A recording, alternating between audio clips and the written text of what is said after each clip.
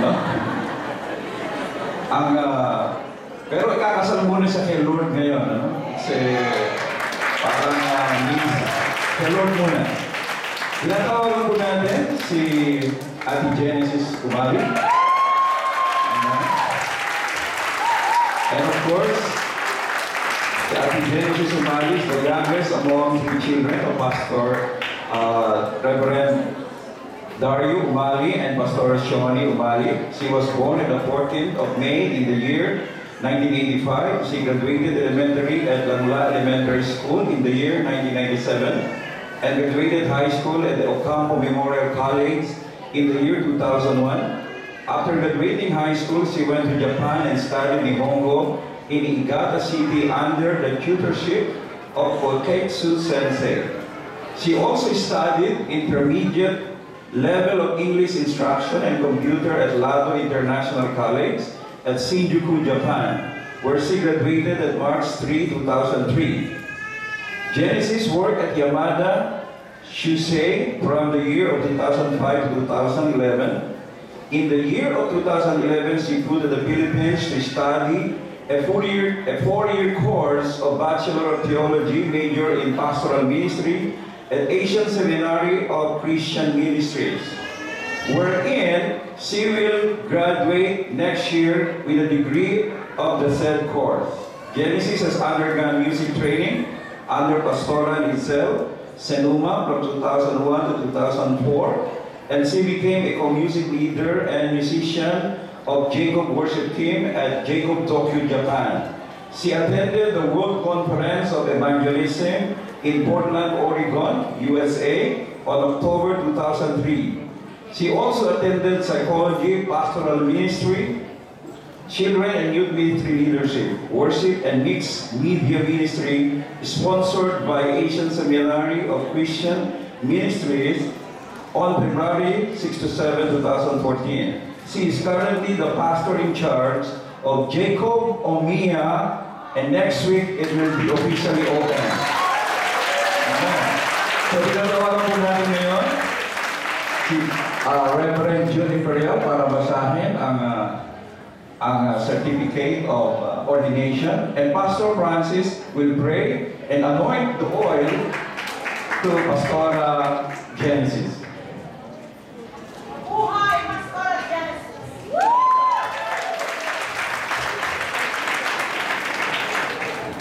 Pabasahin ko po ang ordination ni Pastor Genesis. Nakalagay po rito, ito po siya. Jesus Christ our Father, Church Mission Incorporated awards their certificate to Genesis E. Umali as pastor.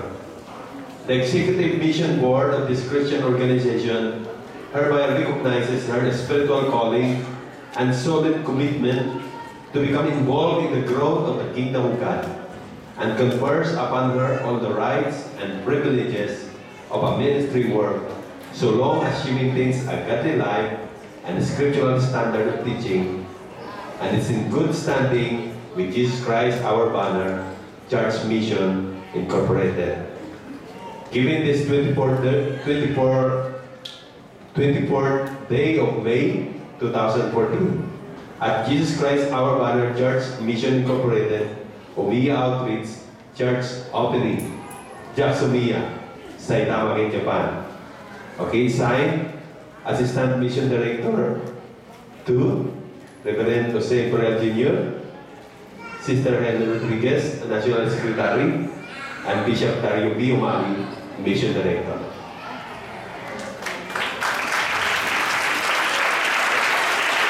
Amen. So ngayon po, mga kapatid, tinatawagan po natin ang mga magulang ni Pastora Genesis Umali, Bishop Dario Umali, Pastora Shoni. We will pray, and all the pastors. We will call also ng mga lolo natin, ng mga pastor at hindi naman forefathers. Ayaw ni Pastor Francis na forefathers. So ayaw po natin si Pastor Romy Abid, and all the pastors, please. Let's lay hands, let's bless Pastora Genesis Umali. All the pastors and also the Assistant Pastor, palibutan po natin si Pastor Genesis Umali. And then Pastor Francis Sardinia. Hilingan po natin na lumuhod si Ate Isis. And then Pastor Reverend Francis Sardinia will pray for her. Okay, hilingan po natin. Okay lang, Ate Isis, you kneel down and promise to the Lord.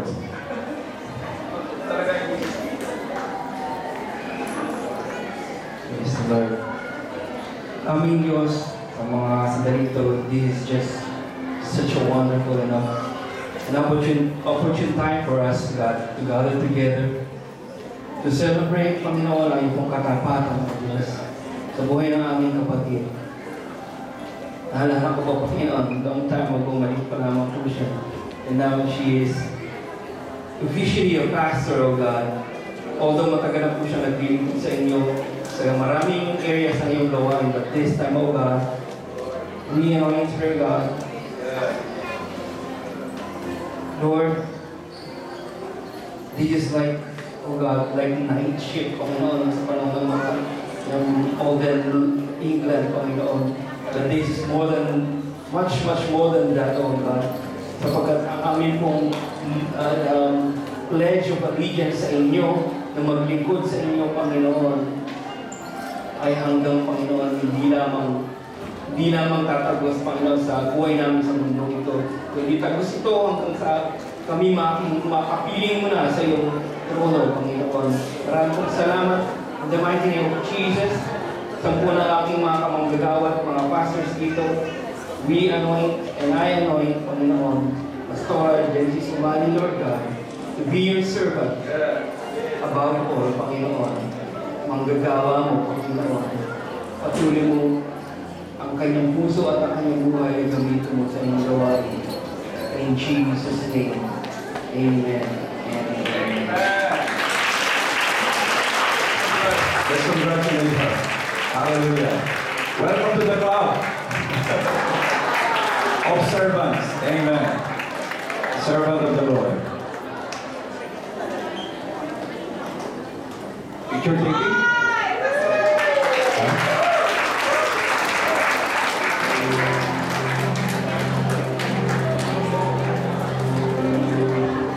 Okay, all the pastors are here and our team is united in praise.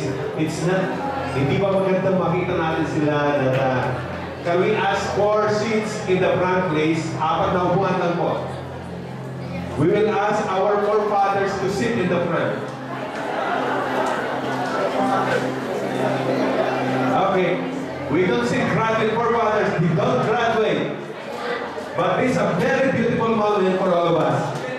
We will ask them to sit in front.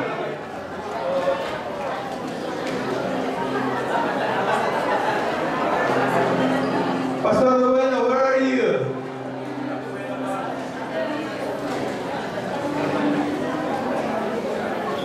Alam niyo po, this moment, it was made by the Lord.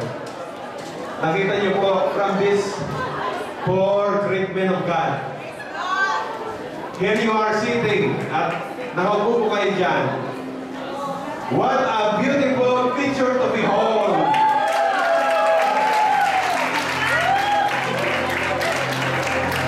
Ewan ko paano kung itsura nila before they came to Japan. Okay. At ito na po yung kanilang mga anak-anak at mga apo-apo at mga apo sa tuon. Hallelujah!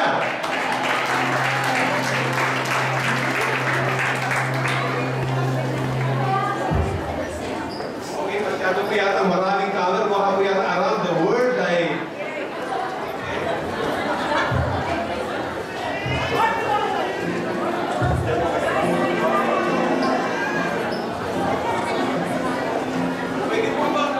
pwede pong lumayo yung camera, pumunta doon sa pinakagitna ng konti. Masyado po yung malapit eh. Okay?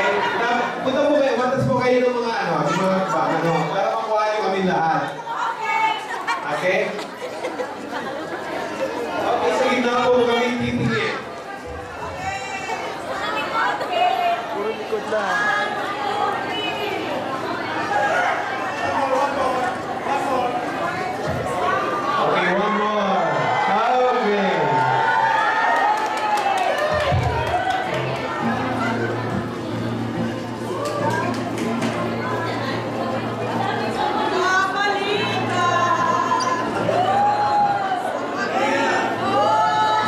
It is a great moment from the Lord for all of us.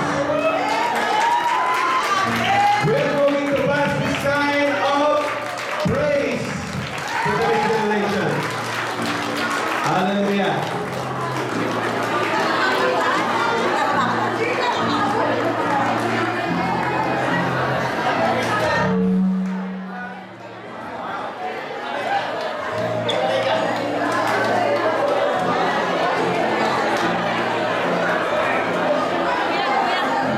Ayan na, nandito na ako.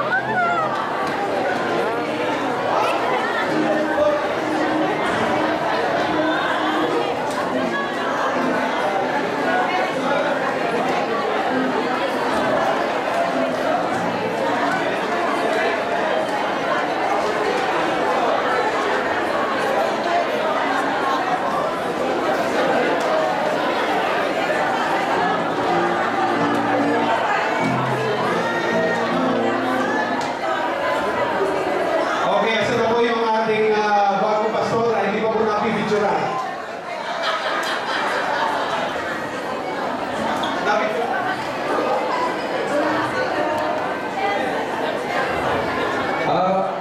Please, sila Pastor Francis po ay lilipat na ngayon.